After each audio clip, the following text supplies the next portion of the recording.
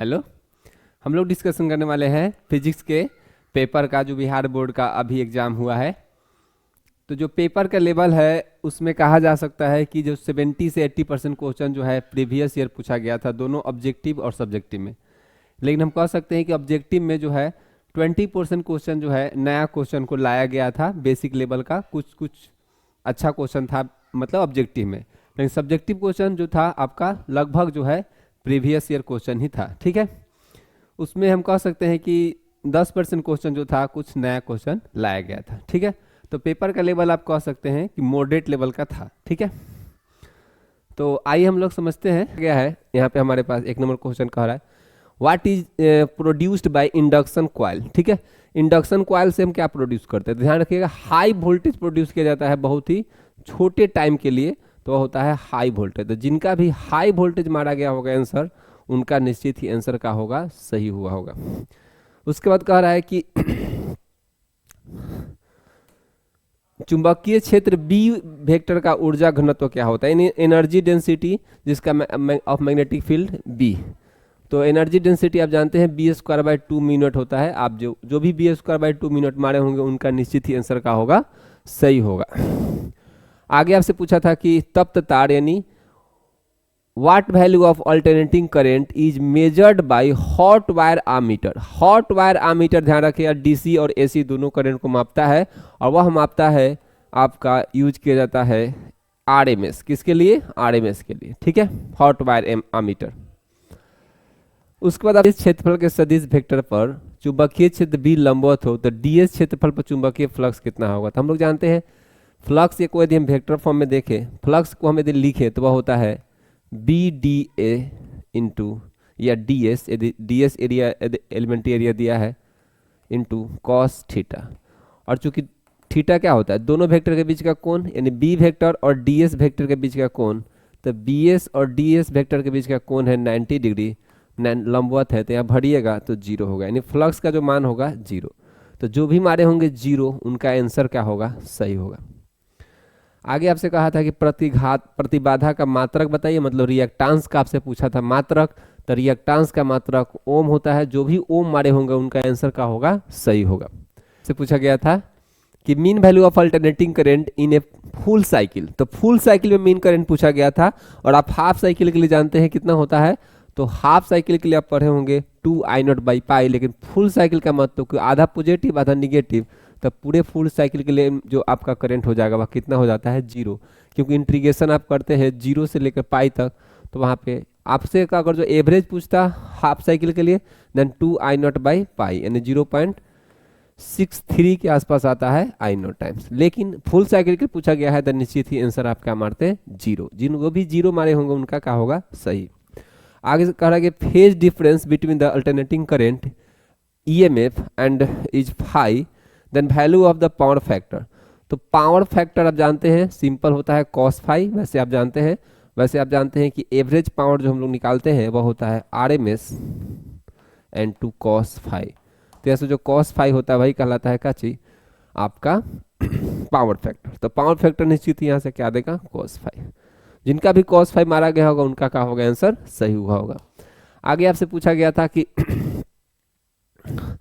AC circuit में power loss कहाँ होता है, सिर्फ और सिर्फ पावर लॉस रेसिस्टेंस में होता है, ध्यान रखिएगा, ठीक है। कहाँ होता है? सिर्फ और सिर्फ ओनली इन रेसिस्टर, ठीक है। आगे आपसे पूछा गया था कि देखिए एक अल्टरनेटिंग करंट दिया गया था I = 0.6 समथिंग, और पाई टी दिया गया था। तो आप जानते हैं सो ओमेगा निकल जाता है और होता है वह 100 पाई है। और आप जानते हैं 2πn होता है ओमेगा में, और यहाँ हो जाएगा 100 पाई। और आपसे पूछा गया था बताइए फ्रीक्वेंसी कितना होगा, तो फ्रीक्वेंसी हो जाएगा 50 हर्ज। कितना होगा 50 हर्ज, यानी 50 हर्ज की फ्रीक्वेंसी होगा, 50 पाई नहीं, क्योंकि 100 पाई कट जाएगा, ठीक है। तो 50 पाई नहीं 100 पाई जो हमारे होंगे उनका क्या होगा सही आंसर आया होगा, ठीक है। दूसरा यदि आपसे पूछा जा रहा था कि करेंट यूज इन इलेक्ट्रोप्लेटिंग, यानी जो इलेक्ट्रोप्लेटिंग होता है, यानी किसी पर यदि हमको मेटल को डिपॉजिट करना हो, मतलब सिल्वर को डिपॉजिट करना हो, तो इलेक्ट्रोलाइसिस वाले प्रोसेस में तो निश्चित ही आपको डीसी चाहिए, ना कि एसी, क्योंकि एसी जो है हाफ साइकिल के लिए देगा, हाफ साइकिल के लिए नहीं देगा। तो फिर से आयंस बैक में आ जाएगा, मतलब लगातार आपको डीसी सप्लाई करना पड़ेगा ताकि आयंस जो है जाकर किसी प्लेट पर जमा हो सके। तो इलेक्ट्रोप्लेटिंग के लिए आप निश्चित ही डीसी करंट का प्रयोग करते हैं, ठीक है। तो यह कुछ क्वेश्चन था। Large virtual image of an object is formed bye, तो ध्यान रखिए कनकेव लेंस के तो बातें हटा दीजिए। दूसरा आपसे पूछा गया था कि कनकेव मिरर, कन्वेक्स मिरर। देखिए पहले कनकेव मिरर के बारे में हम लोग समझ लेते हैं। तो कनकेव मिरर में हम लोग देखते हैं, हम लोग पढ़े हैं कि यह हमारा फोकस रहता है, यह हमारा फोकस होता है, और यहाँ पे यदि जब वस्तु आता है तो कहीं ना कहीं यहाँ एक इमेज बनता है, वर्चुअल इमेज बनता है, जो कि सीधा होता है और बड़ा होता है।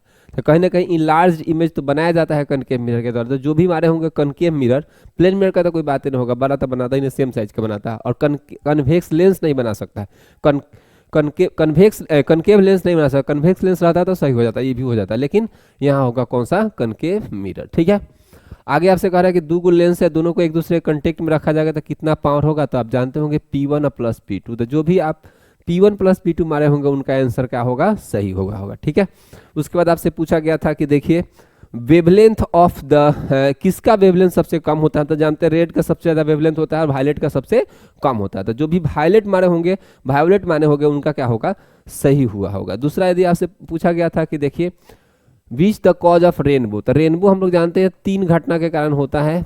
रेनबो का बात किया जाए, लेकिन आप पढ़ते होंगे एक तो हमारा रिफ्रैक्शन, एक रिफ्रैक्शन और टोटल TIR के कारण भी होता है, और साथ में होता है डिस्पर्सन, ठीक है। तो मेनली अगर जो यहाँ चूंकि दो टकरा रहा है तो बोला गया था कि प्राइमरी कंडीशन होगा क्या चीज, डिस्पर्सन। डिस्पर्सन जब तक कलर में न टूटेगा तो कहाँ से रेनबो दिखाई देगा। तो निश्चित ही अगर जो रिफ्रैक्शन और डिस्पर्सन दोनों यदि टकरा रहा है तो आपको निश्चित ही देखना चाहिए डिस्पर्सन, क्योंकि कलर में आपको टूटना जरूरी है तो रेनबो का दिखाई देगा। तो यानी निश्चित ही आप मारे होंगे, अगर जो कोई डिस्पर्सन मारा होगा तो उनका निश्चित ही आंसर सही हुआ होगा, ठीक है। आगे आपसे पूछा गया था कि which image is formed by the compound microscope. तो आप जानते हैं कंपाउंड माइक्रोस्कोप के द्वारा दो तरह का हम लोग लेंस यूज करते हैं, एक होता है ऑब्जेक्टिव, एक होता है हमारा आई पीस। तो यह जो इमेज बनाता था, याद होगा आप लोग को, यहाँ से जो इमेज बना के यहाँ देता था, फिर इसके बाद ई वाला जो इमेज बनाता था इस टाइप से वर्चुअल इमेज बना देता था। तो वर्चुअल में यानी फाइनली ओवरऑल हम कहें कि इस वस्तु के रिस्पेक्ट में तो ये तो उल्टा हो गया, तो यह होता था, और जो इमेज बनता था वो वर्चुअल होता था, ठीक है। तो वर्चुअल बनता है और उल्टा बनता है, तो वर्चुअल और उल्टा, ठीक है। तो वर्चुअल उल्टा जो भी मारे होंगे वर्चुअल और इन्वर्टेड, उनका आंसर क्या होगा, निश्चित ही सही हुआ होगा, ठीक है। उसके बाद आपसे पूछा गया था कि देखिए रेटिना पर जो है किस तरह का इमेज आपका बनता है, तो रियल और इन्वर्टेड होता है। हम जानते हैं रियल और इन्वर्टेड होता है, रियल और इन्वर्टेड, ठीक है, रियल और इन्वर्टेड होता है। चलिए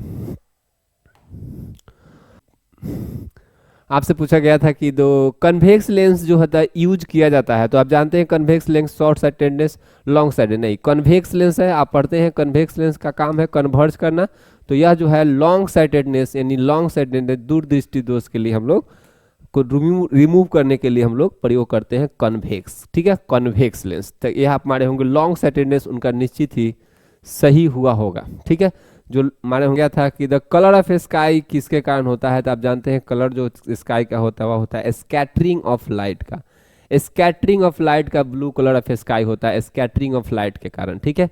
चलिए ये हम लोग जानते हैं। उसके बाद हमसे पूछा गया था कि देखिए आपका फ्रिंज विथ का बाद में पूछा गया था, fringe width of interference of light due to the, तो हम लोग जानते हैं फ्रिंज विथ क्या होता है, तो फ्रिंज विथ बी होता है D lambda by D, D lambda by D, ठीक है। डी है स्क्रीन का मतलब डबल स्लाइड जो होता था उसका और स्क्रीन के बीच का दूरी, और डी स्मॉल डी क्या होता था, दोनों स्लाइड के बीच का दूरी होता था, और लेमडा होता था वेवलेंथ। तो फ्रिंज विथ जो होता है लेमडा से कैसे रिलेशन रखता है, डायरेक्टली, लेमडा से कैसे रिलेशन रखता है, डायरेक्टली, जो कि आपके कॉपी में होगा, आप लोग पढ़े होंगे, ठीक है। तो यह आपके पास दिखाई दे रहा होगा, कहाँ कह रहा है, तो ये प्रोपोर्शनल टू वेवलेंथ, ठीक है, प्रोपोर्शनल टू वेवलेंथ होगा, प्रोपोर्शनल टू वेवलेंथ, ठीक है। The fringe width interference of the light is due to the coherent sources is proportional to wavelength होगा, ठीक है। आगे आपसे आगे क्वेश्चन पूछा गया था कि डी ब्रॉगली वेवलेंथ, आप जानते हैं डी ब्रॉगली वेवलेंथ क्या होता है, लेमडा इजकल टू एच बटा पी होता है, ठीक है। तो ये हमारा डी ब्रॉगली वेवलेंथ होता है, जो आप जानते होंगे डी ब्रॉगली वेवलेंथ, जो रिलेशन निकालते हैं ई बराबर एम सी स्क्वायर और ई बराबर एच सी बाई लेमडा। तो यहाँ से आप निकालते थे तो यहाँ से एम सी बराबर कर देते हैं एच सी बाई लेमडा, सी से सी को कट जाता था और जाता था एम सी और एच बाई लेमडा। पी को आप दूसरे जब फोटोन था तब mc लिखते थे लोग, और जो इलेक्ट्रॉन चाहे कोई दूसरा पार्टिकल होता था आप लिखते थे mv और बराबर h बाई लेमडा, और इसको हम कहते हैं p हो जाता है h बाई लेमडा, चाहे lambda equal to h by p और h बाई p यानी h बाई mv। ठीक है, तो ये आप h by mv de Broglie wavelength, आप इसको तैयार करते हैं। उसके बाद आपसे पूछा जा गया था कि which of the flowing completely block the capacitor. हाँ, तो कैपेसिटर में आप जानते हैं कैपेसिटर किसको अलाउ नहीं करता है, डीसी को तनिको अलाउ नहीं करता है, क्योंकि डीसी के पास ओमेगा होता ही नहीं है, क्योंकि कैपेसिटिव रिएक्टेंस हम लोग जानते हैं 1/ओमेगा-c होता है कैपेसिटिव रिएक्टेंस। जो कैपेसिटर के द्वारा जो रेसिस्टेंस ऑफर्ड होता है वह कहलाता है कैपेसिटिव रिएक्टेंस ओमेगा-c, और ओमेगा का मान हम जानते हैं डीसी के लिए 0 होता है, तो इसका मतलब है कि इन्फिनिटी हो जाएगा एक्स का मान।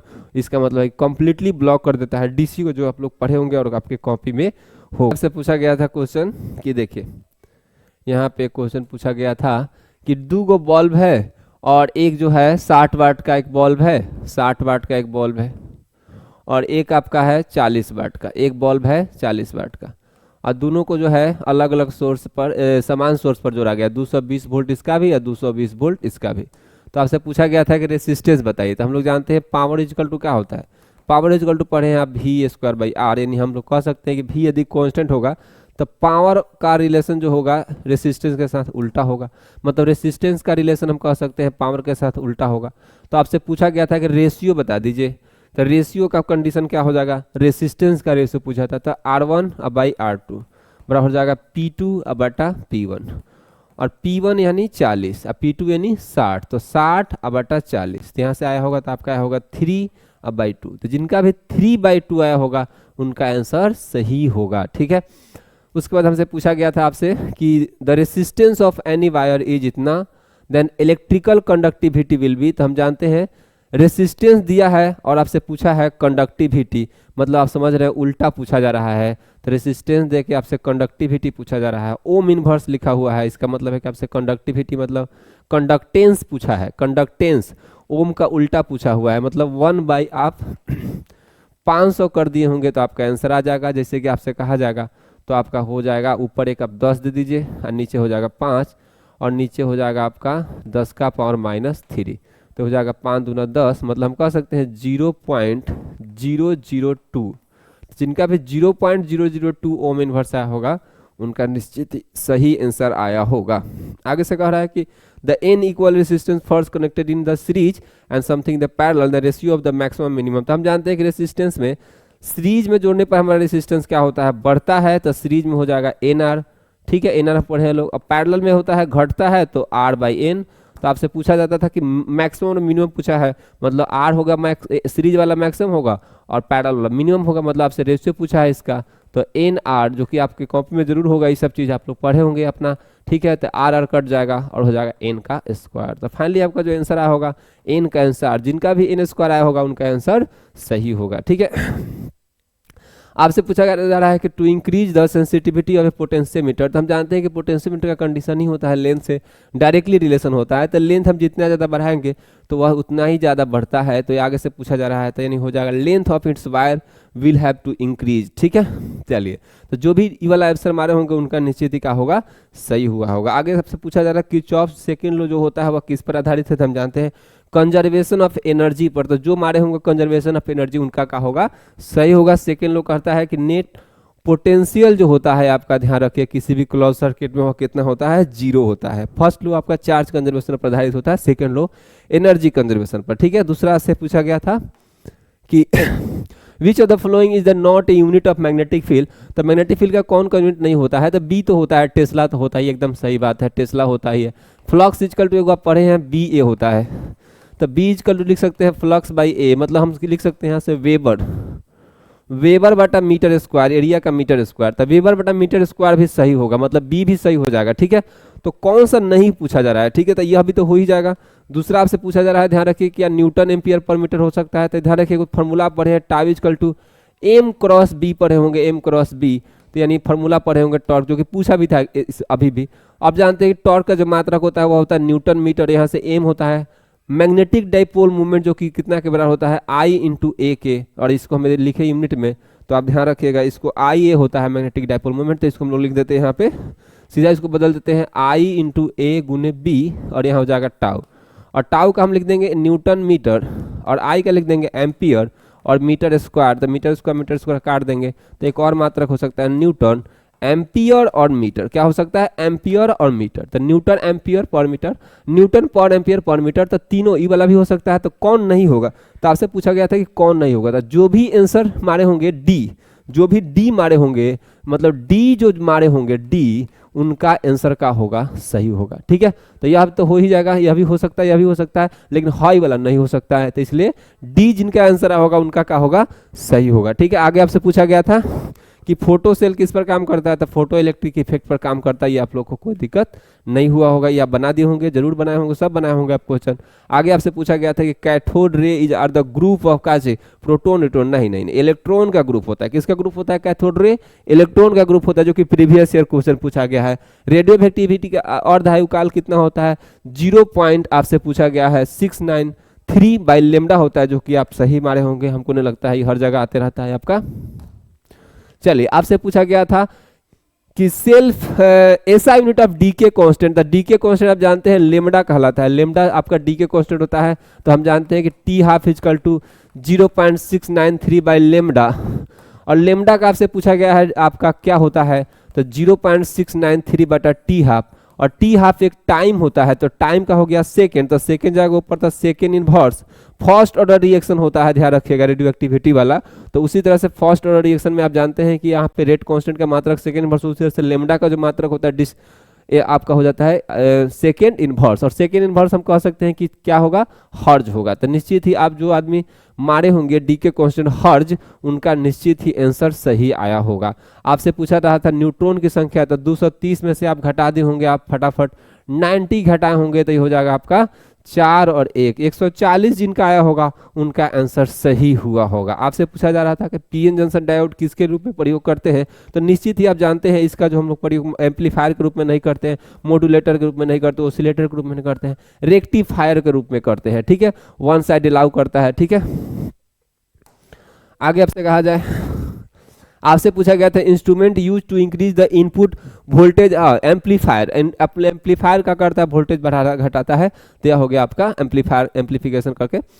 आगे पूछा गया था कि एक मैग्नेट है सिचुएटेड नियर ए क्लोज कंडक्टर, एक मैग्नेट है किसी कंडक्टर के नजदीक में रख दिया गया है, the current can be produced in the conductor, तो ध्यान रखिए कैसे प्रोड्यूस होता है, तो आप जानते हैं रिलेटिव मोशन होना चाहिए, रिलेटिव मोशन होना चाहिए, मैग्नेट और कंडक्टर के बीच में रिलेटिव मोशन होना चाहिए, देन आपका करंट का प्रोडक्शन होगा। ठीक है, तो relative, there is a relative motion between magnet and conductor, motion से नहीं होगा, only magnet is in motion, नहीं only conductor is in motion, यहाँ दिया है there is a relative motion between the magnet and conductor, तो निश्चित ही यही ऑप्शन होना चाहिए। ठीक है, तो only conductor is in motion, only नहीं, देखिए यहाँ पे कुछ नहीं रहता, ये नहीं रहता, तो ये ऑप्शन हो सकता था, क्योंकि एक बार रेस्ट में रखेगा मोशन करेंगे तो रिलेटिव मोशन तो अपने आप आ जाएगा, लेकिन जब यहाँ कह दिया है कि relative motion between the magnet and conductor, तो निश्चित ही ऑप्शन जो होगा डी मारना चाहिए, क्योंकि डिफिनीशन में यही कहता है, ये प्रूफ ही आपका फैराडे का नियम जो है, एक्सपेरिमेंट ही यही कहता है। ठीक है, फैराडे का एक्सपेरिमेंट इलेक्ट्रोमैग्नेटिक इंडक्शन वाला। आगे आपसे पूछा गया था कि the value of current obtain in the moving coil galvanometer, कह रहे कि चर गैल्वेनोमीटर प्राप्त करने के समानुपाती होता है, तो किसके होता है? आप जानते हैं सीधा सीधे डिफ्लेक्शन के समानुपाती आप पढ़ लेते हैं, पूरा आई जो होता है फाइनली डिफाइन हम लोग करके निकालते हैं, तो वह किसके पहुंच जाता है? थीटा के बराबर पहुंच जाता है। ठीक है, आई, क्योंकि आप जानते हैं टॉर्क जो होता था आपका, टॉर्क टाउ जो यहाँ पे होता था, जो भी टाउ प्रोड्यूस होता है वह किसके बराबर होता था? थीटा के, जो कि लिखते थे आप एन आई ए बी, और यहाँ हो जाता था थीटा। उसके बाद आप इसमें लिख देते थे आप यहाँ पे आई बराबर लिख देते थे आप, यहाँ पे एक सी कांस्टेंट देते थे, एन आई ए बी बराबर यहाँ सी देते थे और इंटू थीटा। उसके बाद आप यहाँ लिखते हैं आई बराबर सी बटा एन, यहाँ पे क्या छूट गया? एन छूट गया, एन ए बी, इस तरह से लिख देते हैं। उसके बाद यहाँ थीटा होता है, इसको आप जी कहते थे, तो आई बराबर हो जाता था जी थीटा, तो आई जो होता था डायरेक्टली डिपेंड करता था थीटा पर, जो कि जी हमारा गैल्वेनोमीटर कांस्टेंट होता था। ठीक है, तो आपसे थीटा यहाँ पे हो जाए। अब आगे पूछा जा रहा है कि galvanometer is converted to ammeter, बहुत ही सिंपल सा बात है, गैल्वेनोमीटर को आमीटर में बदलने के लिए आप लो रेसिस्टेंस वायर को, जिसे शंट कहते हैं, हम लोग क्या करते हैं? यूज करते हैं। तो लो रेसिस्टिव वायर रहता है, यहाँ पे लगा देते हैं, पैरेलल में लगाते हैं। कैसे लगाते हैं? पैरेलल में लगाते हैं, तो ये आपको पैरेलल में, resistance in parallel, low resistive wire in parallel, जिसे शंट कहते हैं। आगे आपसे पूछा गया था, नेक्स्ट आपसे पूछा गया था कि देखिए the bar a magnetic field produced at the centre of A current carrying coil circular coil, तो किसी करंट कैरिंग कॉइल के सेंटर पर जो मैग्नेटिक फील्ड प्रोड्यूस होगा उसके डायरेक्शन के बारे में डिफाइन करने के लिए कहा रहा था। तो जो करंट होगा तो या तो आप प्लेन के परपेंडिकुलर कह सकते हैं, या आपको कहा जा सकता है, ये आप लोग पढ़े होंगे, करंट के अंदर, यानी प्लेन के अंदर या प्लेन के परपेंडिकुलर। प्लेन के अंदर करंट आपका ऐसे फ्लो करेगा तो इस टाइप से बाहर की तरफ, और इधर फ्लो करेगा तो अंदर की तरफ। तो निश्चित ही आपको आंसर मानना चाहिए on the plane of coil perpendicular to plane of coil. तो क्या मारे होंगे आप? ऑप्शन बी जो मारे होंगे उनका निश्चित ही आंसर सही हुआ होगा। आगे पूछा रहा है on dividing the bar magnet, जिसका मैग्नेटिक मूवमेंट दिया हुआ है m parallel to it the length n equal part. तो आप जानते हैं कि देखिए धन ध्यान से आप पढ़े होंगे कि कोई भी बार मैग्नेट है और उसका यदि नॉर्थ पोल यहाँ पे साउथ पोल हम लोग ले ले तो n और हम लोग m ले ले, तो यानी m रहता है और एक हो जाता है आपका प्लस में m और एक होता है माइनस में पोल स्ट्रेंथ, ठीक है। और हम लोग पढ़े हैं कि यदि हम बार मैग्नेट को ऐसे दो भाग में काट देते थे, ऐसे याद करिए, दो भाग में काटते थे, एरिया हमारा बढ़ जाता था, जिस कारण से एक एक भाग का आपसे पूछा जाता था कि कितना हो जाएगा। तो आप यहाँ बताते हैं कि देखिए इसका जो होगा अब m/2 हो जाता है। कितना हो जाता है? m/2, और यहाँ भी हो जाता है m/2, ठीक है। तो दो भाग में किए तो m/2 हो जाएगा। तो अगर जो n भाग में कह देते, n भाग में किया जाता तो एक एक भाग का कितना हो जाता? तो हो जाता निश्चित ही m/n हो जाता, यहाँ भी m/n हो जाता। अब आपसे कहा जाए कि पोल स्ट्रेंथ थी, मैग्नेटिक डाइपोल मूवमेंट बताइए। तो मैग्नेटिक डाइपोल मूवमेंट हम लोग क्या पढ़े हैं कि पोल स्ट्रेंथ लेकर और उसके लंबाई को गुना करते थे लोग। तो लंबाई तो हो जाता है यहाँ पे यह हो जाता है आपका लंबाई l हो जाता है सपोज दैट। और पहले यदि मैग्नेटिक मूवमेंट मान लेते हैं कि m था, तो m था तो कितना था? वह m था तो m गुने l था, m गुने l था, m गुने l, यहाँ से दूरी हम लोग मान लेते हैं l, तो m गुने l था पहले, ठीक है। तो अब कितना हो गया, हो जाएगा n भाग कर दिए तो m/n हो गया यहाँ पे, तो m/n हो चुका है। तो यहाँ हो जाएगा m/n हो गया होगा और इंटू l। तो ml की जगह हम भर सकते हैं कैपिटल M, चूंकि यहाँ पे शुरू में ml था तो उसमें n से भाग दे दे, मतलब निश्चित ही n टाइम्स नीचे चला जाएगा, n टाइम्स डिक्रीज कर जाएगा, 1/n टाइम्स हो जाएगा, ठीक है। आगे आपसे कि यहाँ पे आगे है the which of the flowing show the hysteresis. तो ध्यान रखिए हिस्टेरेसिस मतलब आप जानते हैं अलाइनमेंट हो जाना चाहिए, परमानेंटली अलाइनमेंट। जैसे कि कोई चुंबकीय पदार्थ है और उसको हम चुंबकत्व वाला गुण कहाँ पे ला सकते हैं, तो वह होता है फेरोमैग्नेटिक सब्सटेंस में हम परमानेंटली उसमें चुंबकत्व वाला गुण ला सकते हैं। जैसे कि हमारा लोहा हो गया, तो लोहा में हम हिस्टेरेसिस कर सकते हैं, तो यह हमारा फेरोमैग्नेटिक सब्सटेंस लोहा होता है। तो फेरोमैग्नेटिक मटेरियल होना चाहिए, जो कि प्रीवियस ईयर क्वेश्चन आया हुआ है। The value of magnetic potential at distance r from the pole strength m। तो किसी पोल स्ट्रेंथ m से r दूरी पर कह रहा था आपका मैग्नेटिक पोटेंशियल का मान, चुंबकीय विभव का मान। तो ध्यान रखिए किसी पोल स्ट्रेंथ m के कारण कहा जा रहा था। तो ध्यान रखिएगा यहाँ पे किसी m पोल स्ट्रेंथ के कारण आपसे कहा जाए r दूरी पर, तो आप जानते हैं जस्ट लाइक चार्ज जैसा, चार्ज r दूरी पर, तो v आप करते थे q/4πε0 और इंटू r कहते थे। तो बस जहाँ जो q है वहाँ पे क्या लिख दीजिएगा? m लिख दीजिएगा। तो बस m लिखकर और कांस्टेंट भी बदल देना होता है, क्या होता है? μ0/4π गुने यहाँ पे m और बाई में r। तो इस तरह से आपका मैग्नेटिक पोटेंशियल निकल जाएगा किसी पोल स्ट्रेंथ m के कारण। वही यदि इलेक्ट्रिक डाइपोल के कारण रहता है तो ध्यान रखिए यहाँ पे r² हो जाता है, वह cos थीटा हो जाता है, ठीक है। तो यहाँ पे आपका जो भी आंसर हमारे होंगे ए, उनका निश्चित ही आंसर सही हुआ होगा। आगे आपसे पूछा जाएगा, कर गया था कि कोई 5 वोल्ट का है विभवांतर तक त्वरित किया जाता है तो इलेक्ट्रॉन का द्वारा अर्जित ऊर्जा बताइए, गेन काइनेटिक एनर्जी बताइए। तो the energy gain by the electron is, तो एनर्जी गेन क्या होता है? तो एनर्जी गेन कौन सा एनर्जी गेन करेगा? Kinetic energy. तो काइनेटिक एनर्जी गेन हो जाएगा इनका वर्क डन के बराबर। किसके बराबर? वर्क डन के। कितना पोटेंशियल डिफरेंस है? 5 वोल्ट पोटेंशियल डिफरेंस, क्यू गुने डेल भी। क्यू का मान यहाँ हो जाएगा एक इलेक्ट्रॉन का चार्ज, तो ई गुने डेल भी कह सकते हैं यहाँ पे हम, ई गुने डेल भी। 1.6 गुने 10⁻⁻19 गुने डेल भी हमारा 5 वोल्ट है, 16×5 = 80 हो जाएगा। और 8 गुने, सॉरी यहाँ पे हम लोग को वोल्ट में बदलना है, तो इतना तो हो गया जूल, इतना जूल हो गया।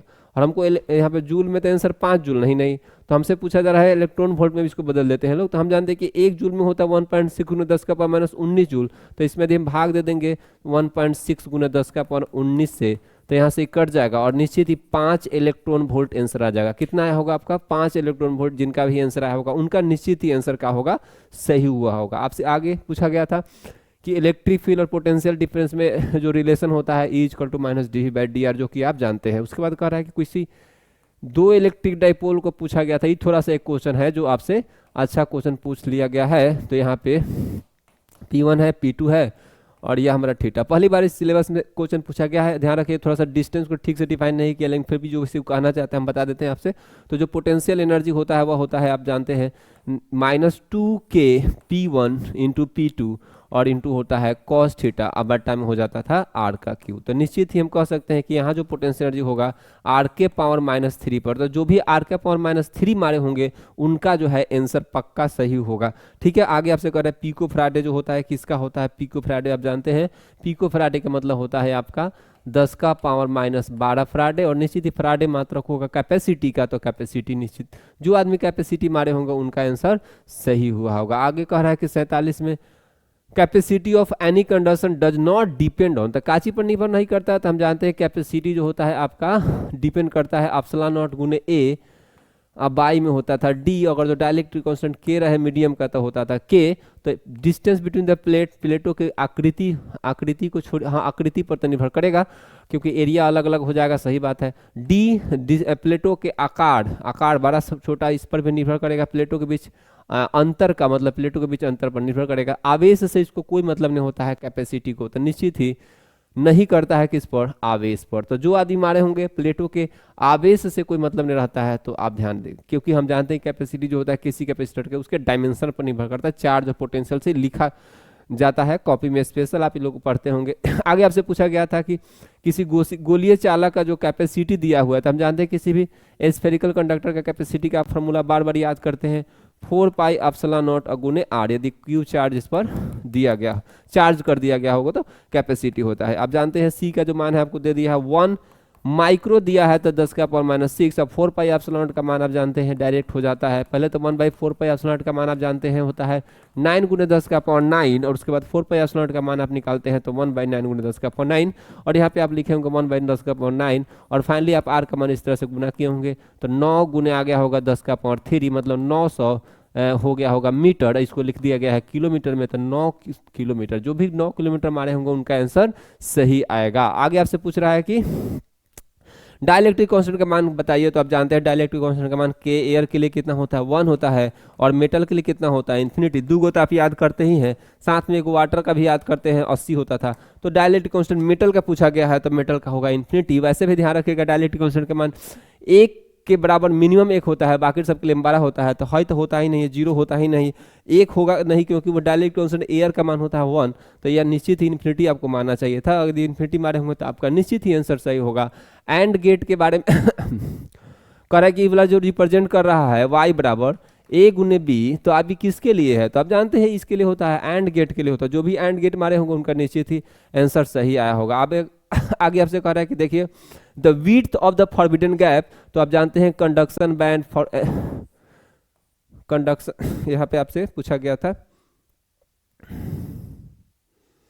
हाँ, तो जो फॉरबिडन गैप है, यहाँ पे जो फॉरबिडन गैप होता है, यह जो गैप होता है आपका कितना होता है? तो यानी गैप आप जानते हैं सिलिकॉन के लिए, तो आप जानते हैं फॉरबिडन गैप कितने का होता है? फॉरबिडन गैप सिलिकॉन के लिए, तो सिलिकॉन के लिए 1.1 इलेक्ट्रॉन वोल्ट आप लिखते हैं सिलिकॉन का। जर्मेनियम का आप लिखते हैं 0.73। ठीक है, उसके बाद आपसे कहा गया था कि बताइए कि कितना होता है। तो मतलब आपको मालूम है कि 10 तो कभी होगा नहीं, क्योंकि सेमीकंडक्टर की बात किया जाए 1.1 होता है सिलिकॉन के लिए, जर्मेनियम के लिए 0.73 होता है। तो निश्चित ही आपको हाई वाला तो होगा ही नहीं, इतना छोटा, इतना कम होगा ही नहीं। तो सेमीकंडक्टर कितना होगा? 1 इलेक्ट्रॉन वोल्ट। जो भी 1 इलेक्ट्रॉन वोल्ट माने होगा उनका निश्चित ही आंसर सही आया होगा। आगे आपसे पूछ रहा है कि 27 को आप बदल दीजिए। तो 27 को बदलना बार बार पढ़े हैं, 27 को आप बदलना आप पढ़ते होंगे। यहाँ पे पहले आप यहाँ पे रिमाइंडर लिखते हैं, तो यहाँ पर रिमाइंडर लिख देते हैं 13 दूना 26, यहाँ पे 1 आएगा। फिर आप 2 से भाग देते हैं तो 6 1 रिमाइंडर आता है। फिर आप 2 से भाग देते हैं तो फिर यहाँ 3 आता है रिमाइंडर, यहाँ 0 होता है। फिर 2 से यहाँ भाग देते हैं 1 मरतबा 1 होता है, उल्टा करके लिख देते हैं तो 1 1 0 0 1 1 0 और 1 1, और उसके बाद आप यहाँ पे 2 लिख के आगे बढ़ जाते हैं। तो निश्चित ही आपका डी जो मारे होंगे उनका आंसर का होगा सही हुआ होगा। ठीक है, तो यहाँ ध्यान दीजिए, यह 1 इलेक्ट्रॉन वोल्ट नहीं होगा, यानी 1 इलेक्ट्रॉन वोल्ट।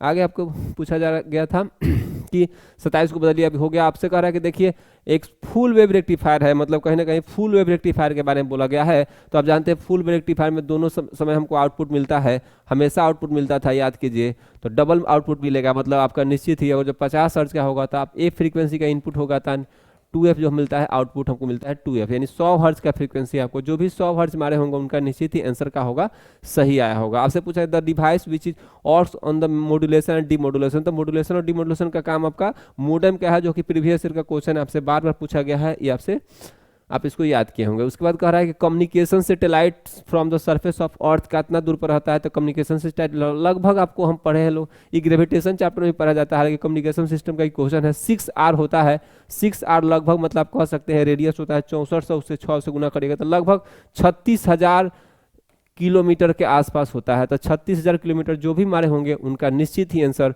सही आया होगा। आगे एटूनेशन इज मेजर्ड इन द, हाँ एटूनेशन मतलब सिग्नल, सिग्नल को कह रहा है कि किस में मेजर किया जाता है, मतलब आपको डेसिमल में। आपसे पूछा जा रहा है कि ये वाला चीज क्या है, इसका मान क्या है, तो आप जानते ही बहुत बार आप पढ़ते हैं म्यू नॉट एप्सिलॉन नॉट है इसका मतलब, रूट में दिया है, उल्टा करके लिख दिया है, तो यह हो जाएगा आपका, जानते हैं स्पीड ऑफ लाइट होता है, क्या होता है स्पीड ऑफ लाइट, जो कि आप पढ़ते हैं यह होता है 3 × 10 का पावर 8 मीटर पर सेकंड होता है। लेकिन आपको सेंटीमीटर में बदलने के लिए कहा है तो 10 हो जाएगा, 100 को बदलेगा तो 100 10 का 3 × 10 का पावर 10 सेंटीमीटर पर सेकंड, जो भी मारे होंगे उनका निश्चित ही आंसर सही आया होगा। आगे आपसे पूछा गया था कि एक इलेक्ट्रॉन है जिसका चार्ज ई है, moves parallel to the uniform electric field lines, magnetic field lines, जिसका वेलोसिटी भी है, force acting on the charge, तो फोर्स पूछ रहा है, तो हम जानते हैं फोर्स इक्वल टू क्या होता है QVB और इनटू साइन थीटा, और जो इलेक्ट्रॉन का जो मूवमेंट है इलेक्ट्रिक फील्ड के दिशा में है, मतलब चार्ज का जो मूवमेंट है वह इलेक्ट्रिक फील्ड के, मैग्नेटिक फील्ड के दिशा में, माफ करिए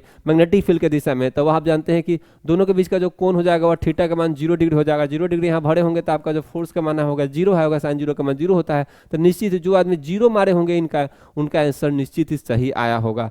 the nature of the beam moving with uniform velocity in the same direction, तो ध्यान रखिए कोई बीम है, इलेक्ट्रॉन का बीम है, एक ही दिशा में घूम रहा है, सब एक ही दिशा में जा रहा है, एक ही दिशा में जा रहा है इलेक्ट्रॉन, तो निश्चित ही और यूनिफॉर्म वेग से जा रहा है, तो एक दूसरे से रिपेल करेगा, तो निश्चित थोड़ा देर के बाद क्या होगा, ये डाइवर्ज होगा, क्या होगा डाइवर्ज होगा। और वही यदि बहुत ही ज़्यादा तेजी से जाता है, ध्यान रखिए इसमें इलेक्ट्रिक फील्ड और मैग्नेटिक फील्ड का रोल होता है। यदि स्लो मोशन मतलब एक समान वेग से जब जाता है तो इलेक्ट्रिक फील्ड सिर्फ वैरी कर, इलेक्ट्रिक फील्ड हमारा जो कंडीशन जो होता है इसमें रिपल्सन का कंडीशन रहता है, स्लो मोशन में उतना जाता है तो ज़्यादा केस जब मोशन का नहीं रहता है, ध्यान रखें नॉर्मल यदि यूनिफॉर्म वेलोसिटी यदि आपको बात किया है तो निश्चित ही यह रिपेल करेगा, एक दूसरे से डाइवर्ज होगा। वही यदि क्वेश्चन में कहता है बहुत ज़्यादा तेजी से भाग रहा होगा तो एक करंट जैसा कंडीशन हो जाता है, करंट जैसा कंडीशन हो जाता है इलेक्ट्रॉन का, इस तरह से करंट जैसा कंडीशन हो जाता है। 2 करंट करिंग वायर जो है एक दूसरे से रिपेल होता है, तो निश्चित ही 2 करंट करिंग वायर जो होता है आप जानते हैं पैरेलल करंट करिंग वायर एक दूसरे को अट्रैक्ट करता है, तो उस केस में निश्चित ही यहाँ पे क्या हो जाता है कन्वर्ज होता है। लेकिन इस केस में जो आंसर है डाइवर्ज, तो जो भी डाइवर्ज वाले होंगे उनका आंसर क्या होगा सही आया होगा। उसके बाद आपसे पूछा जा रहा था कि टाउ का जो मान है, टॉर्क का मान, तो आप जानते ही हैं टाउ का मान torque equal to M vector cross B vector, जो भी एम क्रॉस बी वेक्टर मारे होंगे उनका सही आंसर आया होगा। आगे आपसे पूछा गया था सेल्फ इंडक्शन का जो मात्रा की बहुत ही आप बचपन से जानते हैं हेनरी होता है, ये आप पढ़े होंगे, ठीक है।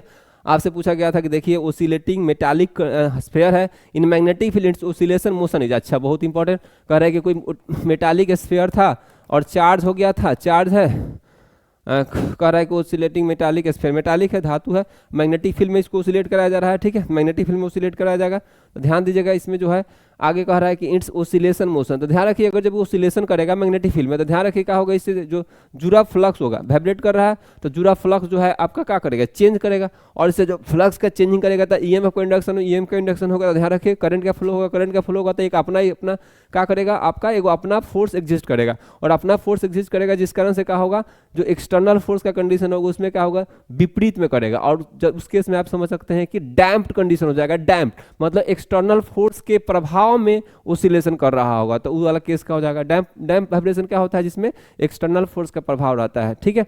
तो एक्सटर्नल फोर्स का यहाँ प्रभाव होगा क्योंकि इसका एक अपना मैग्नेटिक फ्लक्स क्रिएट करेगा, चेंज करेगा, मैग्नेटिक फ्लक्स में चेंजिंग आएगा, और मैग्नेटिक फ्लक्स में चेंजिंग आने के कारण ईएमएफ के इंडक्शन, ईएमएफ के इंडक्शन के कारण करंट का फ्लो होगा, जिस कारण से एक अपना फोर्स एग्जिस्ट करेगा। तो डैम्प्ड, तो जो भी डैम्पिंग वाला केस करे होंगे उनका निश्चित ही सही आया होगा।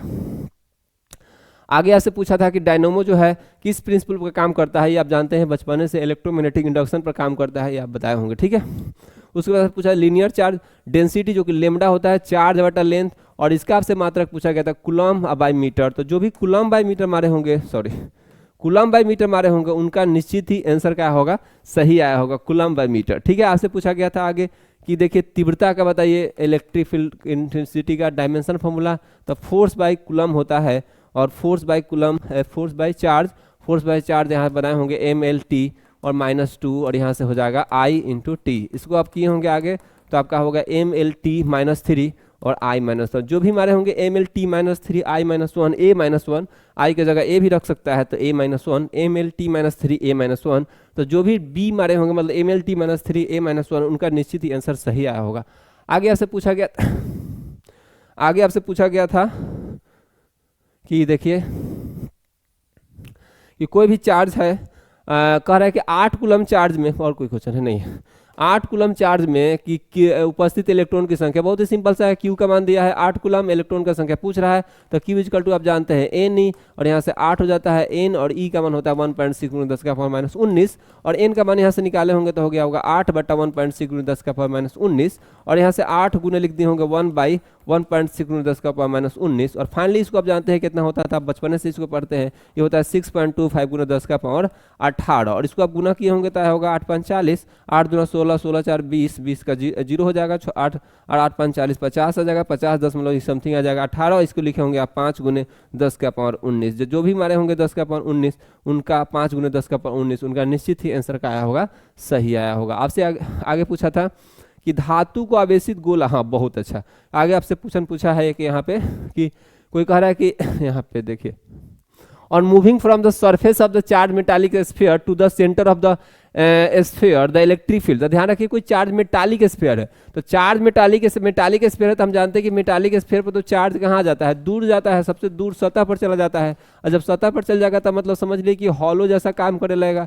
तो चार्ज हॉलो स्फीयर के कारण इलेक्ट्रिक फील्ड कितना होता है, जीरो होता है, क्योंकि अंदर तो चार्ज एग्जिस्ट नहीं करता है, क्यों इनसाइड जीरो होता है, तो इलेक्ट्रिक फील्ड भी इनसाइड क्या होता है, जीरो। तो हर जगह इलेक्ट्रिक फील्ड का मान क्या रहेगा, जीरो। तो at zero at all places, जो आदमी मारे होंगे उनका सही आंसर होगा। आगे पूछा था कि एन गो electric dipole are situated in the closed surface and total flux coming out from the closed surface। तो ध्यान रखिएगा, तो कह रहा है कि कोई क्लॉज सरफेस है उसमें एन गो इलेक्ट्रिक डाइपोल रख दिए हैं, ऐसे ऐसे एन गो इलेक्ट्रिक डाइपोल रख दिए हैं। तो हम जानते हैं कि इलेक्ट्रिक डाइपोल पर जो नेट सिस्टम पर जो चार्ज होता है वह जीरो होता है। किसी भी इलेक्ट्रिक डाइपोल पर नेट चार्ज कितना होता है, जीरो होता है। 75 को रखिए, 100 को रखिए, ठीक है। इसका मतलब क्यू इनसाइड जीरो हो गया, तो फ्लक्स हम जानते हैं गॉस के अनुसार Q inside by epsilon not, तो फ्लक्स का भी मान कितना होगा, जीरो होगा। आगे आपसे पूछा गया था कि ब्रॉड साइड पोजीशन, ब्रॉड निरक्षीय पूछा गया, अक्षीय नहीं निरक्षीय, के इलेक्ट्रिक पोटेंशियल का मान पूछा है, इलेक्ट्रिक पोटेंशियल का। तो इलेक्ट्रिक पोटेंशियल इस पर यहाँ पूछा जा रहा है, जो कि प्रीवियस ईयर क्वेश्चन है। तो यहाँ पे आप जानते हैं कि इलेक्ट्रिक पोटेंशियल निकालना हुआ, जनरल पोटेंशियल हम लोग जानते हैं कि एनी पॉइंट पर हमको पढ़े हैं। इलेक्ट्रिक पोटेंशियल एनी पॉइंट का फॉर्मूला होता है P cos theta by 4 pi epsilon not, और ये होता है r²। और चूंकि यह 90 डिग्री पर हो गया है, मतलब थीटा का मान इस केस में 90 डिग्री हो जाएगा, cos 90 का मान हो जाएगा जीरो, यानी भी जो होगा आपका जीरो होगा। तो जो भी जीरो मारे होंगे उनका आंसर का होगा, सही हुआ होगा, ठीक है। आगे आपसे पूछा गया था पी टाइप और एन टाइप में डिफरेंस। आप जानते हैं पी टाइप का ट्राइवेलेंट के कारण होता है, एन टाइप पेंटावेलेंट के कारण होता है। इसमें मेजर चार्ज करियर आपका होल होता है, इसमें मेजर चार्ज करियर इलेक्ट्रॉन होता है, ठीक है। तो इस तरह से आप इसको डिफरेंस लिखे होंगे, एग्जाम्पल लिखे होंगे, ठीक है। जैसे आगे आपसे पूछा था कि शंट का प्रयोग बताइए, तो शंट को आप जानते हैं प्रयोग किस में करते हैं, गैल्वेनोमीटर को आमीटर में बदलने के लिए, और पैरेलल हम लोग जोड़ के बदलते हैं, ठीक है। ट्रांसफार्मर में होने वाली लॉसेस, कॉपर लॉसेस आपका जो है ढेर सारा लॉसेस होता है, आयरन लॉसेस, इस टाइप का लॉसेस होता है, आप उसमें बनाए होंगे, ठीक है। उसके बाद ईडी लॉसेस, बहुत सारा लॉसेस होता है, उसको आप लिख देना था खाली बस, तो ठीक है। ये आप बना दिए होंगे। पोलराइजेशन क्या होता है आप जानते हैं, पोलराइजेशन क्या होता है ये आप बनाए होंगे। क्रिटिकल एंगल के बारे में आपसे पूछ दिया था बहुत ही आसानी से, C = क्या होता है, साइन इनवर्स 1/m, डिफाइन भी कर दिए होंगे वैसा एंगल जिस पर R का मान कितना हो जाए, 90 डिग्री हो जाए, मतलब उस केस में मतलब बाउंड्री के अलॉन्ग जो है लाइट पास करता है। उसके बाद देखो शर्त भी लिखा था, नेसेसरी शर्त, जो कि आप बहुत ही आसानी से आप लिखते हैं। इसमें जो शर्त यह होता है कि आपका जो लाइट रे डेंसर से कहाँ जाना चाहिए, रेयर में, लाइट रे डेंसर से रेयर में, उस केस में ध्यान रखिए R का मान कितना हो जाना चाहिए, 90 डिग्री, ठीक है। तो दो शर्त यह रहता है, दोनों शर्त आप लोग लिखे होंगे। हाई देखिए क्वेश्चन अच्छा पूछ दिया था, बहुत ही सिंपल सा क्वेश्चन पूछा था कि किसी भी सतह पर हम 10 का पावर 19 गो इलेक्ट्रॉन हम डाल देते हैं, इस पर कितना चार्ज आएगा। तो चार्ज आ जाएगा कितना, आप जानते हैं माइनस में चार्ज आएगा और वह होगा माइनस एन। क्या आएगा, माइनस में एन। उस वस्तु पर उत्पन्न आवेश की गणना करें तो माइनस एन हो जाएगा, और माइनस एन का मान दिया हुआ है 10 का पावर 19 और गुने 1.6 गुने 10 का पावर माइनस 19 कट गया होगा, आपका आंसर आ गया 1.6 कूलम मारे होंगे, माइनस 1.6 कूलम आंसर आप लोग दिए होंगे। प्लस भी दे देंगे तो कोई दिक्कत नहीं है, मैग्नीट्यूड में दिखा दे होंगे, क्योंकि यहाँ पे साइन के साथ अब पूछा नहीं नेचर के साथ, लेकिन जनरली आपका चूंकि इलेक्ट्रॉन ऐड हो रहा है तो निश्चित ही आपको माइनस देना चाहिए। ठीक है, तो आगे आपसे पूछा था कि दो डिफरेंस बताइए किसमें, न्यूक्लियर फ्यूजन और न्यूक्लियर फ्यूजन में डिफरेंस पूछा था। ठीक है, नाभिकीय विखंडन और नाभिकीय संलयन में। तो आप जानते हैं नाभिकीय विखंडन में क्या होता है, एक भारी एटम जो होता है छोटे छोटे एटम में क्या होता है, टूटता है। उसके बाद फ्यूजन में क्या होता है, छोटे छोटे एटम मिलकर बड़ा एटम का निर्माण करते हैं। एक बार हाई टेम्परेचर पर होता है, एक बार मीडियम टेम्परेचर पर होता है। और एक में ध्यान रखिए, एग्जाम्पल आपको लिख देना था, कुछ कुछ एग्जाम्पल, जैसे कि एटम बम आपका नाभिकीय विखंडन पर काम करता है। उसके बाद सोलर जो सन का जो आपका एनर्जी है वह किसके कारण होता है, न्यूक्लियर फ्यूजन के कारण। तो यह लिखना था। रेडबर्ग कांस्टेंट के बारे में आ गया वही 109 700 109 737 109 737 या 35। ठीक है, 109 700 या लगभग मतलब 700, लेकिन जनरली होता है 109 735 या 37। ठीक है, तो यह हो गया सेंटीमीटर इनवर्स होता है रेडबर्ग कांस्टेंट आर, जो कि आप कहाँ रहता है याद होगा, जब इलेक्ट्रॉन का ट्रांजिशन एक एनर्जी लेवल से दूसरे एनर्जी लेवल में होता था तो वहाँ पे आप एक रेडबर्ग कांस्टेंट n1² बहुत बड़ा कांस्टेंट होता है। इसके बारे में आपको पूरा डिटेल लिखने की जरूरत नहीं था, आपको इसका मान लिख देना था, फॉर्मूला लिख देना था, उसके बाद इसके यूनिट लिख देना था। तो यूनिट आप लिख सकते हैं आराम से, यहाँ पे सेंटीमीटर इनवर्स लिख देते तो आपका 2 मार्क्स का था, तो आराम से आप आंसर ला ही सकते थे, सेंटीमीटर इनवर्स या मीटर इनवर्स, क्योंकि 1/λ के इन्वर्सली होता है। ठीक है, तो यहाँ पे आप ही पढ़ते हैं, आप इसको पढ़े होंगे आप। उसके बाद आपसे पूछा था कि वाटलेस करंट क्या होता है, जो कि प्रीवियस ईयर क्वेश्चन है, बहुत बार पूछा हुआ। Light emitting diode previous year question आपसे पूछा गया है, बार बार इसका यूज है। आगे आपसे कह रहा है कि कन्वर्ट कर दीजिए इसको, तो इसको आप कन्वर्ट करना जानते हैं। बाइनरी ऑपरेशन वाला कंडीशन आप जानते हैं, इसको फटाफट आप कन्वर्ट कर दिए होंगे। फैक्स और डब्ल्यू में इधर अंतर पूछा है, बार बार पूछा हुआ क्वेश्चन, प्रीवियस ईयर क्वेश्चन है। ठीक है, आगे आपसे कह रहा है इलेक्ट्रिक इंटेंसिटी को डिफाइन करिए, किसी पॉइंट पर डिफाइन कर दें, उसका मात्रक बता दें होंगे कूलम मीटर, कूलम बटा फोर्स बता न्यूटन पर कूलम, आप बता दिए होंगे इसका मात्रक। चलिए आगे आप बताया, आपसे पूछा गया था कि एन इलेक्ट्रिक डाइपोल मूवमेंट इतना, इलेक्ट्रिक डाइपोल मूवमेंट इतना है kept inside a close surface, then what will be the net flux coming out from the, देखिए ध्यान से, फिर से एक क्लोज सरफेस के अंदर एक इलेक्ट्रिक डाइपोल रख दिया जिसका वैल्यू होता है। हम जानते हैं कि इलेक्ट्रिक डाइपोल का नेट चार्ज कितना होता है, तो नेट चार्ज 0 होता है, तो फ्लक्स का मान कितना होता है, Q inside by epsilon not, Q inside by epsilon, flux का मान 0, यहाँ से एप्सिलॉन नॉट 0, क्यू इनसाइड 0, तो फ्लक्स का मान कितना होगा, 0 होगा। तो फ्लक्स का मान नीचे थी, इसमें क्या होगा, 0 होगा। आगे आपसे पूछा था कि 6 माइक्रोफैराड के लिए एनर्जी जो है वृद्धि हो रहा है, तो बताइए एनर्जी में वृद्धि, तो ध्यान रखिए बहुत ही सिंपल सा कर 6 माइक्रोफैराड का विभवांतर में चेंज किया जा रहा है, इतना से इतना चेंज कर दिया गया। ठीक है, तो बहुत ही सिंपल सा आपका एनर्जी जानते हैं, किसी भी कैपेसिटर का एनर्जी क्या होता है, वह होता है हाफ सी वी का स्क्वायर। तो पहले एनर्जी मान लेते हो जाएगा हाफ सी और V1 का स्क्वायर, बाद में एनर्जी हो जाएगा हाफ सी और V2 का स्क्वायर, हाफ सी V2 का स्क्वायर। क्यों, क्योंकि यहाँ पे कैपेसिटी तो कांस्टेंट है, तो V2 का स्क्वायर कह रहा है कि कितने एनर्जी में वृद्धि होगा, तो E2 हो गया बाद में, E1 हो गया पहले, तो वृद्धि हो जाएगा हाफ सी V2 का square minus half C V1 का स्क्वायर। यहाँ से आप सी कॉमन करके V2 के जगह मान भरे होंगे, वहाँ पे V2 का स्क्वायर माइनस V1 का स्क्वायर, इतना एनर्जी का इंक्रीमेंट होगा 1/2। सी के जगह यहाँ भर दिए होंगे 6 गुने 10 का पावर माइनस 6, और फाइनली यहाँ लिखे होंगे 20 का स्क्वायर माइनस 10 का स्क्वायर, ऐसे करके आप काट कुट किए होंगे यहाँ से। तो यहाँ होगा आपका 3 गुने 10 का पावर माइनस 6, और यहाँ हो गया होगा 10 गुने हो गया होगा 30, तो 300 और समथिंग यहाँ पे 9 हो गया होगा, 9 गुने 10 का पावर माइनस 4, ऐसे कुछ आंसर आपका जूल में आया होगा। ठीक है, इतना जूल एनर्जी आपका आया होगा, इतना एनर्जी वृद्धि होगा। ठीक है, तो बहुत सिंपल सा फॉर्मूला था, इसमें आप डाटा भरते अच्छा से कैलकुलेट करते हो जाता। ठीक है, पहले एनर्जी इतना था, एनर्जी बाद में इतना हो गया, वोल्ट बदल गया, वोल्टेज चेंज हो गया था। आगे आपसे पूछा गया था कि ओमिक और नॉन ओमिक पूछ दिया था, एक उदाहरण देना था, बहुत ही सिंपल था, आप पढ़े थे। V/I यदि कांस्टेंट होगा तो ओमिक होगा, V/I यदि नॉट कांस्टेंट वेरिएबल होगा तो होगा नॉन ओमिक। जैसे एग्जांपल में ऐसे कहा जाए, कॉपर ऊपर जो सिल्वर ऊपर होता है उसका ओमिक होता है, और जो आपका रेक्टिफायर होता है, डिस्चार्ज ट्यूब होता है, ये सब जो होता है आपका क्या होता है, आपका नॉन ओमिक होता है। तो एग्जांपल आप लिखे होंगे। उसके बाद कह रहा है कि 2 एलिमेंट बताइए अर्थ का, magnetic element of the earth. Magnetic element मतलब अर्थ से रिलेटेड जो टर्म है वो आपको बताना था। Horizontal component of earth magnetic, पहला लिख देते हैं। एक होता है एंगल ऑफ डीप होता है, एंगल ऑफ डीप एक एलिमेंट हो जाएगा, एंगल ऑफ डीप। जो कि डेल से सूत्र करते हैं लोग। दूसरा एलिमेंट हो जाता है आपका horizontal component of earth magnetic field. तीसरा एलिमेंट लिख देते हैं मैग्नेटिक मेरिडियन। तो इस तरह से बहुत सारा एलिमेंट था, 2 को लिखना है तो आप कोई भी लिख सकते हैं, 2 को नाम लिख देते हैं आप खाली। आगे आपसे पूछा था एडी करंट, जो कि बहुत ही सिंपल पहले वाला क्वेश्चन है, प्रीवियस क्वेश्चन है, बार बार आया हुआ, आपको इसको तैयार करके ही जाना चाहिए था। आगे इलेक्ट्रोमैग्नेटिक वेव, वैसा वेव जिसको एक जगह से दूसरी जगह जाने के लिए किसी माध्यम की आवश्यकता नहीं पड़ता, उसको कहा जाता है इलेक्ट्रोमैग्नेटिक वेव, जिसके लिख देते। उसके बाद निर्वात में इसका वेग किसी कारणकोण से प्रभाव निर्भर करता है तो नहीं करता है, आपको लिख देना था। उसके बाद आपको हम जानते हैं कि इलेक्ट्रोमैग्नेटिक वेग निर्वात में बोला रहा है, तो निर्वात में वेग से कोई चेंजिंग नहीं आएगा, वेग में कोई चेंजिंग नहीं आएगा, कांस्टेंट रहेगा, हर जगह कांस्टेंट रहेगा। आगे आपसे पूछ रहा है प्रेशर और से, मतलब जैसे निर्वात में क्या इलेक्ट्रोमैग्नेटिक वेव का वेग प्रभावित होता है, लाइट ऑफ स्पीड से चलता है, और आप जानते हैं कि निर्वात यदि है तो प्रेशर टेम्परेचर से वेग को कोई लेना देना नहीं रहता है, तो यह नहीं लिखते, नहीं निर्भर करता है, किसी भी कारकों पर निर्भर नहीं करता। तो साइक्लोट्रॉन फ्रीक्वेंसी, वैसा साइक्लोट्रॉन क्या होता है, तो वैसा डिवाइस जिसको हम लोग किसी पॉजिटिव चार्ज पार्टिकल को यूनिफॉर्म इलेक्ट्रिक फील्ड मोशन कराने के लिए यूज करते हैं, उसको कहते हैं साइक्लोट्रॉन। बाकी सभी सब पढ़े हैं।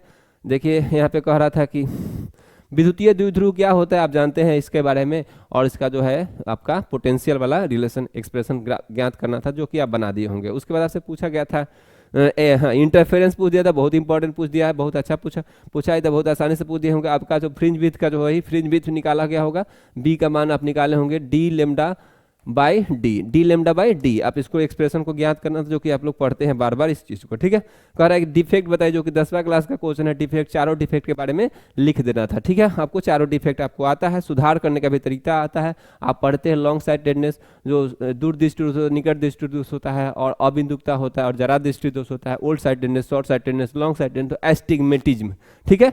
और सबके दूर करने का उपाय भी आप जानते हैं किस कारण से होता है, सारा चीज पढ़े हैं, तो सब कुछ इसमें लिखना था।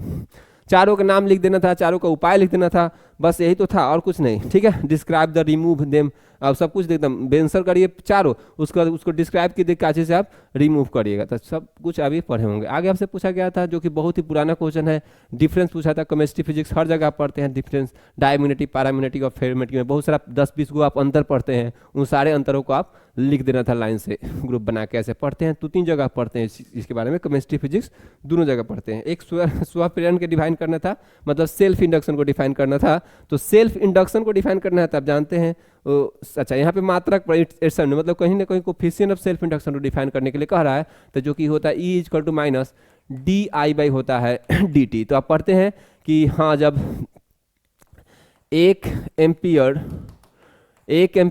पर सेकेंड का करंट हम जब चेंजिंग करते हैं, 1 एम्पियर पर सेकेंड का यदि करंट का हम चेंजिंग करें, उसके कारण जितना हमारा EMF इंडक्शन होता है उसी को कहते थे लोकाची कोफिशिएंट ऑफ सेल्फ इंडक्शन। इसका मात्रक आप जानते हैं बचपन से हेनरी होता है। बाकी आपको एक सोलेनोइड के कारण L का मान आपको ड्राइव करना, जो कि आप बार बार इसको करके रखते हैं, वही L बराबर समथिंग जो होता है आपका पढ़ते हैं लोग μ0 N1 L और बाटा होता था आपका A, तो जो कि आप ही पढ़ते हैं बार बार, तो μ0 N2/L, ठीक है।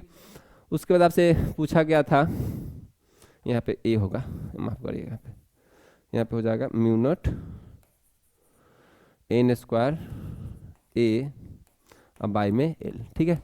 वैसे n यहाँ पे आप स्मॉल में भी बदलते हैं, number of turn per unit length, तो number of turn per unit length, यदि हम इसको ऐसे बदलते थे लोग तो NL भी लिख देते थे, तो यहाँ हो जाता था μ0, यहाँ पे n के जगह भर देते हैं तो N² AL, ऐसे आप भरते थे इसका, ठीक है।